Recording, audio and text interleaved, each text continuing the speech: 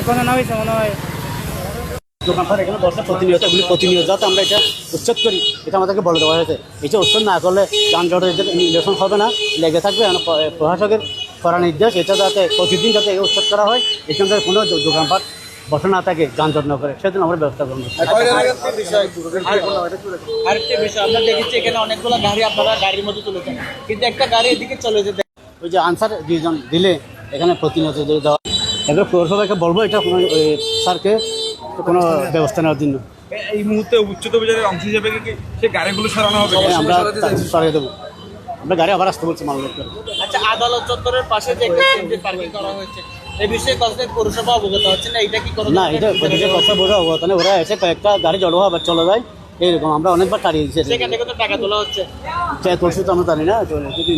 আচ্ছা, একটা বিষয় হচ্ছে এই যে অভিযানটি পরিচালনা করেছেন, এটা কতটুকুর মধ্যে সীমাবদ্ধ থাকবে? এরপরে আর কোথায় অভিযান করা হবে? আমরা গাড়ি আনতে দেখি কতদূর করা যায় দেখি। এই অভিযানটি আসলে লোক দেখানো অভিযান কিনা নাকি এটার স্থায়ী কোনো সমাধান হবে? একদম ক্লিয়ার, একদম পরিষ্কার নাই, একদম ততদিন আমরা অভিযান করবো। এটা অভিযান চলমান থাকবে, এটা চলমান থাকবে। আজকে কয়েকটির মতো দোকান উচ্ছেদ বা ঘুরিয়ে দেওয়া হয়েছে। এটা আমার এখন আমরা একটা ঘুরে দিচ্ছি, আর সবগুলো তুলে ফেলছি, গাড়িতে জব্দ করছি। এগুলি আমরা ওখানে অফিসে নিয়ে 5-6টা হচ্ছে। ধন্যবাদ। কথা বলছিলাম পৌরসভার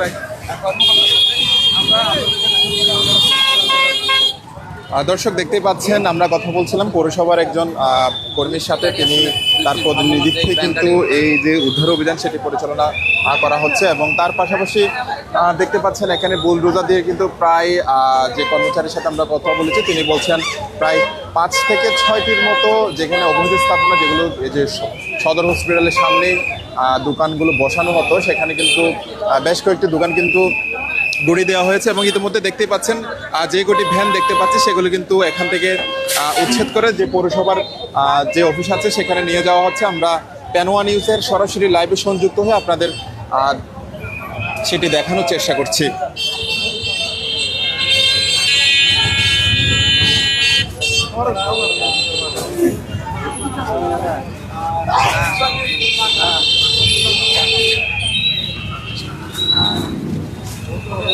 দর্শক, যেটি বলছিলাম, কক্সবাজার যে সদর হসপিটাল রয়েছে সেখানে, সদর হসপিটালের যে সড়কটি রয়েছে সেখানে কিন্তু আমরা আগেও দেখেছি, এবং যারা চিকিৎসা নিতে আসেন তাদের সাথেও আমরা কথা বলেছি।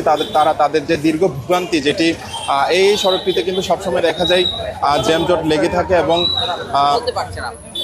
আমরা একটু কথা বলতে চাই এখানে চিকিৎসা নিতে আসা তাদের সাথে। আপনি তো চিকিৎসা, আমি অভিযান চালানো হচ্ছে, এটি আপনি বিষয়টা কিভাবে দেখছেন?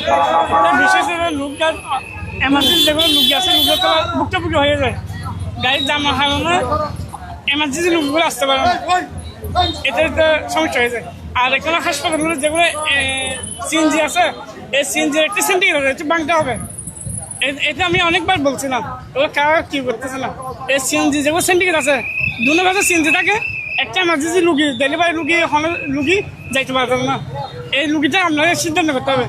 এগুলো ফুটপাথ দিলে হবে না, সিন্ডিকেট যাতে গাড়ি স্টেশন আছে একটু ভাঙতে হবে। আমরা এখানে ফুটপাথ এগুলো পুলিশ সমস্যা হয়েছিল। আপনার স্টেশন যেগুলো আপনার দুনো ভাষা সিএনজির স্টেশন করিয়ে প্রতিদিন সাদা তুলে ও সাদাতে ভাঙতে হবে। আপনি দেখেন আলফাতের সামনে কতগুলো দুনো ভাষা সিএনজি, একটা এমার্জেন্সি রুগী সিএনজি, একটা এমার্জেন্সি রুগী যেতে পারে না। কিছুর জন্য দুনো ভাষা কি সিন্ডিকেট লাগছে সিএনজি।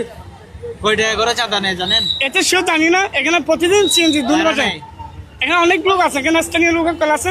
আপনার এখনই যান আলফাতের সামনে দুনো ভাষা সিএনজি, এই সিএনজিগুলো ভাঙি দেন। এই সরকারে এইটা একটু দেখতে পারে না। কিভাবে দেখছেন? এটা তো পৌরসভা এগুলো কিছু দেখতেছে না, এটা বারবার দেখতেছে সিএনজি। এখন আসি, এখনই যান, এখন দেখেন সাদা দিয়ে 2 দিন পরে আবার বসা দিচ্ছে। আলফাতের সামনে যান, এমার্জেন্সি লোক একটা যেতে পারতেছে না। আমি কাশবানের মালিক, কাশবান হোটেলের মালিক, আমি ব্যবসায়ী। একজন স্থানীয় ব্যবসায়ীর সাথে কথা বলছিলাম। তারা যেমনটি বলছেন, এখানে যে অবৈধ স্থাপনা যে বা হকার আর যে দোকানপাটগুলো বসানো হয়েছে, তার সাথে সাথে এখানে বেশ কিছু কিন্তু অবৈধভাবে এখানে তাদের অভিযোগ যেটা সিন্ডিকেট করে কিন্তু এখানে সিএনজি থেকে অটোরিক্সা সব কিছু বসানো হয়, এবং বসানোর পরে কিন্তু এখান থেকে যেটি দেখা যায় জ্যাম জটের সৃষ্টি হয়, যার কারণে ভোগান্তিতে পড়েন এখানে যারা চিকিৎসা নিতে আসেন, তারা এখানে যারা সচেতন মহল আছেন তারা আমাদের বলছেন যে এই যে অভিযান সেটি কিন্তু অব্যাহত থাকবে এবং তার পাশাপাশি অব্যাহত রাখা উচিত বলে তারা আমাদের বলছিলেন।